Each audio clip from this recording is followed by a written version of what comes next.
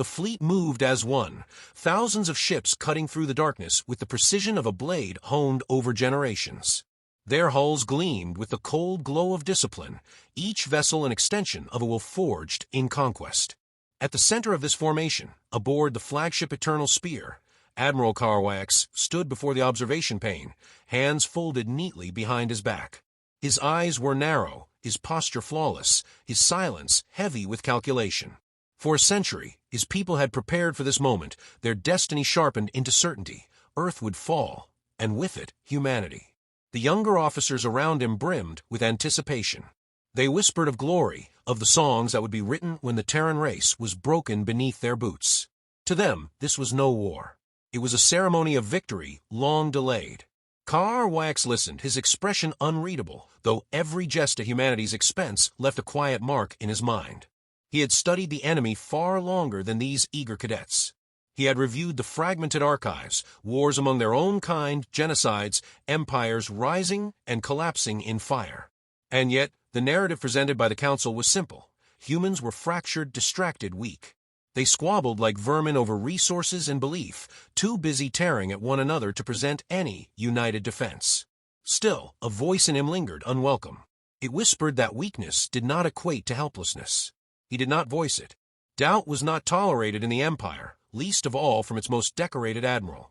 The holoscreen shifted, revealing the charred husk of a minor outpost, the last human colony taken in their warm-up campaign. The broadcast crackled across the bridge, carrying the cheers of soldiers aboard neighboring warships. They had annihilated the colony's defenses in minutes, its pitiful fleet scattered like sparks before a storm. A captain at Carwax's side sneered, "If this is the measure of human strength, Admiral, our war will be over before the ink dries on our proclamations." Carwax inclined his head slightly, granting the officer the satisfaction of agreement. "Perhaps," he replied, his voice steady, clipped. Inside, he wondered if the humans had allowed it. A people who had survived extinction-level wars among themselves could not be dismissed so easily. But the Council had ordered confidence, and so confidence he would display. The bridge dimmed as the ceremonial feed from the imperial capital filled the room. The Grand Conqueror, draped in silks woven with metallic thread, lifted his arms. His voice thundered across every channel, every ship, every soldier's heart. "Today, we close the century of waiting. Today, we take the blue world.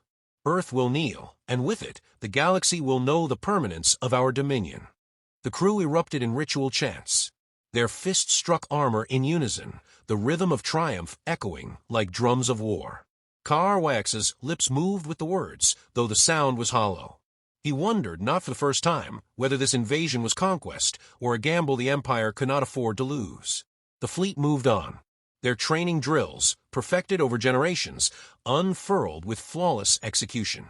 Squadrons wove in and out of formation, weapons charged and discharged in cold synchrony. The Empire had demanded perfection, and they had delivered it. Their academies had burned human faces into target simulators, taught cadets to laugh at Earth's wars as primitive fumbling, and rehearsed planetary assaults down to the heartbeat.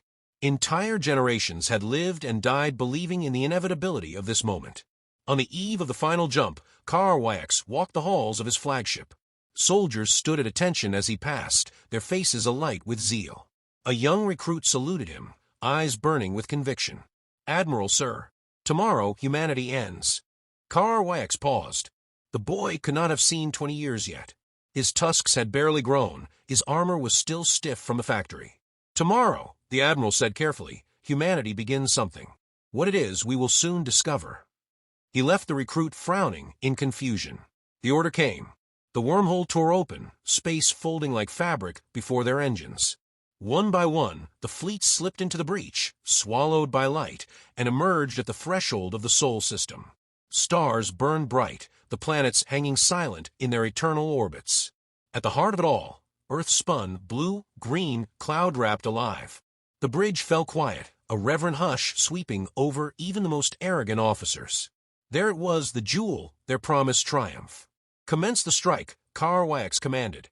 His words carried no tremor, though his chest tightened with something he could not name. The first volleys of plasma rained down on the human orbital defenses. Towers of light pierced the void, and yet, unlike the colonies they had crushed, these defenses did not fall instantly. Shields shimmered, absorbing the blasts. Counterfire rose, organized, precise, coordinated. Human ships darted forward, not in panic retreat, but in deliberate maneuvers. The officers on Kar-Wax's bridge frowned. This resistance is unexpected, one murmured. Kar-Wax watched the data streams unfold. The humans were not collapsing. They were holding, waiting. And then, across every channel, a calm voice echoed. It was not the plea of the desperate, nor the roar of the defiant. It was measured, almost detached, as if rehearsed. You have entered Earth's orbit. You have 6 minutes to withdraw. Failure to comply will result in irreversible consequences. The bridge erupted in laughter. Officers slammed fists against consoles, jeering at the audacity. 6 minutes. Hear them beg for mercy in their arrogance, one shouted. But Kar-Wax did not laugh. His gaze lingered on the planet below, on the silence that followed the message. Not frantic, not fearful, simply certain. The weight in his chest deepened. For a century, his people had believed themselves the predators. For the first time, Kar-Wax wondered if they had just stepped willingly into the maw of something far older, far sharper, and far more patient than themselves. The bridge was filled with the sound of derision, officers slapping their armored thighs, as though the human warning were a comedy stage for their amusement. 6 minutes. A whisper of time, unworthy of acknowledgement. Yet as the laughter echoed, Admiral Kar-Wax did not join. His gaze remained locked on the tactical display, where Earth's defenses pulsed like a heartbeat, steady, disciplined, unyielding. He felt a pressure in the air, an unseen weight that did not match the easy arrogance of his crew. "Proceed with fire saturation," barked Captain Lauren, his tusks glinting in the light of the console. "We'll silence their posturing." Weapons discharged in perfect synchrony. Plasma lances carved across the void, detonations rippling along the edge of Earth's orbit. But the counterstrike was immediate, so precise it silenced the laughter in a single breath. Human railguns, their slugs accelerated beyond predicted velocity, tore through the outer edge of the alien formation. One destroyer vanished in a flash, its hull collapsing inward, as if crushed by invisible hands. Another buckled silently before erupting into fragments that scattered like ash. The bridge fell still. Kar-Wax's throat tightened as readouts confirmed what his instincts had whispered. Those shots had not been wild retaliation. They were measured, deliberate, almost surgical. 3 volleys, 3 confirmed kills. No wasted fire. They anticipated our formations," muttered a lieutenant, his voice quivering. Kar-Wax said nothing. He had studied Earth's wars, how humans fought one another with relentless adaptation, never conceding even when defeat loomed inevitable. To see such precision now was not shocking. It was confirmation of his private dread. Humanity had not been caught unprepared. Humanity had been waiting. The broadcast voice returned unhurried. 5 minutes. This time no one laughed. Kar-Wax's officers exchanged uneasy glances, but pride would not allow retreat. "They bluff," said Captain Lauren, forcing steel into his tone. "Their desperation cloaks their fear." He turned to the Admiral, seeking approval, but Kar-Wax's silence lingered like a shadow over the room. "Advance with second line," Kar-Wax ordered at last, his voice calm, though he felt the ground shifting beneath his command. The order was both necessity and experiment. If humanity's defenses faltered under sustained pressure, his doubts would be silenced. If not, the second line surged forward, wings of cruisers and escorts advancing with ruthless precision drilled over a century. Yet before they reached engagement distance, space itself seemed to twist. Light bent, shadows stretched, and then, as though pulled from the void's marrow, human ships materialized. Sleek, angular craft slipped into formation as if choreographed, their drives leaving no trace. Wormholes, short, sharp, impossible to predict, flashed open and sealed in seconds, disgorging reinforcements that should not have been there. Kar-Wax felt his chest tighten. Humanity had mastered wormhole warfare. Not crude jumps, not unstable tears in space, but efficient, controlled insertions. The implications were staggering. His fleet, trained for 100 years to expect predictable battles, was suddenly prey to an enemy that could appear anywhere, strike, and vanish. The first engagement was merciless. Human ships did not swarm or brawl, they cut. Lines of alien cruisers blinked from the display one after another, silenced before counterfire could lock. It was not loud, not theatrical. It was quiet devastation, the kind only true mastery could deliver. For minutes, came the voice again. Still calm. Still certain. On the bridge, sweat glistened across alien brows. Fingers trembled over controls once steady. The laughter was gone. In its place, the silence of recognition began to grow. HFY leaned forward, pulled back the forward wings, reform the phalanx, deny them isolation. But the humans anticipated even this.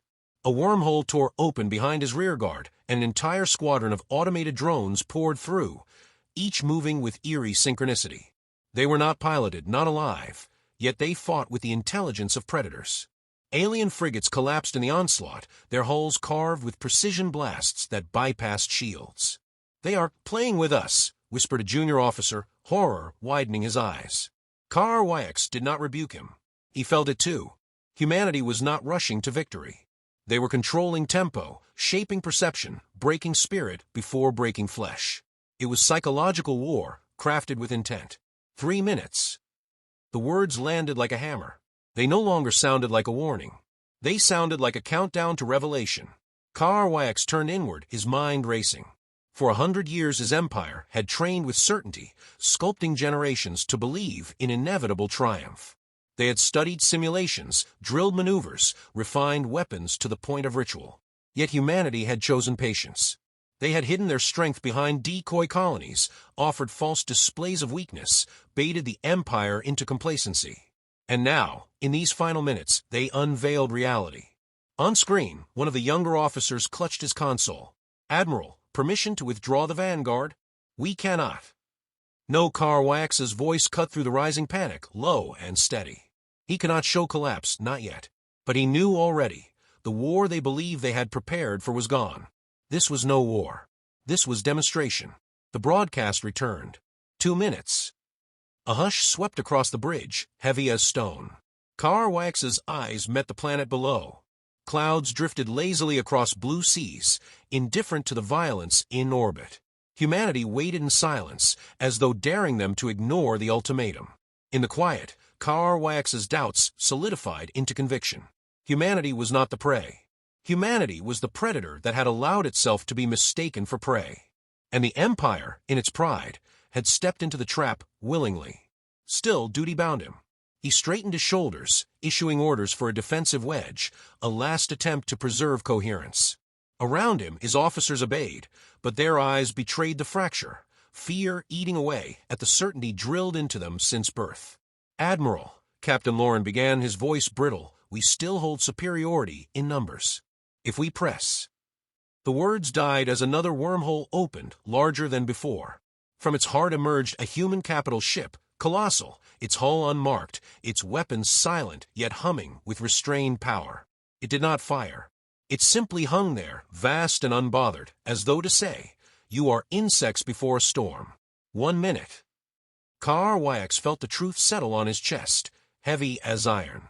The countdown was not to Earth's destruction. It was to the Empire's awakening. Humanity had given them a choice, not out of mercy, but out of certainty. The 6 minutes were a test. Withdraw and perhaps survive. Stay and face consequences unimaginable. Around him, the bridge held its breath. Pride warred with fear, arrogance with survival. HFY's silence stretched, his eyes never leaving that vast ship, that calm planet, that voice so certain of victory, it did not need to shout. The final seconds ticked away, each one louder than cannon fire. When the voice came again, it was softer, almost intimate. "Time's up." And in that moment, HFY knew the Empire had not simply made a mistake. It had awoken something that had been waiting all along. HFY did not hear the alarms at first. He heard only the echo of that human voice, quiet yet absolute, declaring that time had ended. The bridge quivered with activity, officers shouting updates, but their words blurred into static in his mind. Then the void tore open. Wormholes blossomed like flowers of light, one after another, each disgorging vessels that should not have existed. Sleek warships, angular drones, formations emerging in silence, each perfectly positioned to exploit the Empire's exposed flanks. HFY gripped the railing before him, his claws biting into the metal. He had imagined ferocity. He had not imagined inevitability. The first human volleys were not a storm, but scalpel. Fleets that had trained for centuries to endure siege collapsed in seconds. Command cruisers blinked out, their signals swallowed in bursts of static. A dreadnought, pride of the Empire, imploded in eerie silence, its destruction so swift that its escorts had no time to register its loss. There was no drawn-out clash, no desperate exchange. There was only execution, precise and unhesitating. Carwax's second-in-command turned to him, tusks trembling. "Admiral, we cannot hold." "Maintain cohesion," Carwax said, though his voice carried no conviction. He knew what his officers could not yet admit. Cohesion had already shattered. They were fighting ghosts that struck from nowhere and vanished before retaliation could form. This was not battle. It was dissection. On his private console, Carwax opened an encrypted archive he had hidden for years. He had studied fragments of human history, smuggled reports, intercepted data, scraps pieced together from raids on lesser colonies. Now, as destruction unfolded around him, he pulled the files into view. Grainy footage flickered, trenches filled with mud and corpses, cities turned to rubble beneath endless bombardments, mushroom clouds rising over shattered landscapes. He saw oceans of fire, skies darkened by ash, soldiers charging into machine gun fire without hesitation. He saw humanity tear itself apart, not once, but countless times, and always claw back from ruins stronger than before. He let the images wash over him, the screams and silence alike. His officers had mocked such brutality as primitive. He saw now that it was something else, endurance weaponized, suffering refined into strategy. Humanity had not abandoned war. They had mastered it, then hidden it behind the illusion of fragility. He understood now why the broadcast voice had not needed to shout.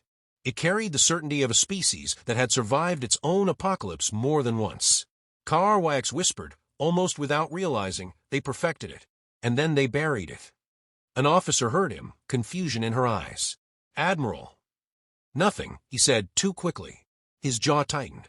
If fear spread through the bridge, discipline would collapse completely. Yet fear already lingered in their trembling hands, their darting eyes. They were trained to dominate, not to survive annihilation. The holoscreen bloomed red as another squadron vanished. In less than 2 minutes, nearly a third of his force had been reduced to debris. Each death was efficient, unemotional. Humanity did not fight for spectacle or for terror. They fought to erase. The Imperial Council appeared on the secure channel, their faces flickering into view across his console. The Grand Conqueror's voice thundered, desperate to conceal the tremor beneath. "Carwax, explain these losses. Why do you hesitate? Press forward. Crush them." Carwax stared at the man who had declared inevitability only hours earlier. He wanted to tell him the truth, that inevitability belonged not to them, but to Earth. Yet the words would be dismissed, scorned, twisted into accusations of cowardice. Pride had built this empire, and pride would not permit retreat. "Your forces miscalculated," Carwax said instead, carefully. "Humanity is not what we believed." The council erupted in overlapping voices, some mocking, others alarmed. "They are insects," one snarled. "They have no empire, no alliances, nothing but that fragile world." Fragile. Carwax's composure cracked for the first time. His voice rose, carrying the weight of what he had witnessed. "You call them fragile? Look at what they have already done. They knew we were coming. They fed us colonies as bait. They let us train for a century while they prepared to end us in 6 minutes. Fragile? No, they are the storm we mistook for silence." The council fell quiet. Even the Grand Conqueror's eyes flickered, though pride kept his jaw set. "Then you will break this storm, or you will die trying." The feed cut before Carwax could respond. Around him, officers exchanged uneasy glances. Some still clung to the illusion of superiority. Others, he could see, already knew. The certainty of the Empire had dissolved. All that remained was survival. The human broadcast returned once more. 1 minute until demonstration is complete. A shudder rippled through the crew. They understood now that this was not merely a countdown. It was a promise. Carwax turned his gaze once more to Earth, that blue sphere that seemed impossibly calm in the void. His claws eased from a railing, his body heavy with realization. For a century, his people had prepared to conquer. They had never prepared to face judgment. And yet that was what this felt like, judgment, precise and deliberate, delivered by a species that had mastered patience as surely as it had mastered destruction. "Admiral," his second whispered, voice raw with fear, "what do we do?" HFY looked at his officers, proud, broken, terrified, and for the first time in his life, he did not have an answer. His mind roiled between duty and truth, between the survival of his fleet and the arrogance of an empire that had demanded impossible conquest. To continue was death. To retreat was heresy. Either path meant the end of something larger than himself. The tactical display brightened as new wormholes flared open, encircling his remaining forces. The trap was complete. Humanity had them caged. And yet, the human ships still waited, their weapons cold, their silence heavier than fire. They wanted him to see it. They wanted him to understand. HFY exhaled slowly, a sound almost like surrender. He had no illusions left. The war was not beginning. It was already over. The broadcast whispered its final words across the bridge, so soft they seemed to breathe directly into his mind. Time's up. The deck beneath his feet trembled as the first wave of human fire streaked across the void. HFY braced himself as the first human salvos cut through his formation.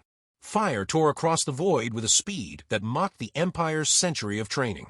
Whole wings of cruisers vanished from the tactical display, their signals extinguished with the precision of a surgeon's hand. On the bridge, the silence was heavier than the explosions.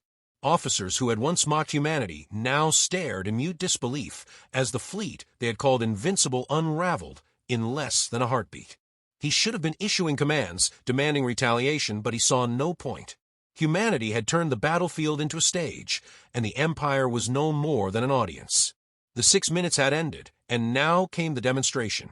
Wormholes flared like silent fireworks, surrounding his flagship on every side.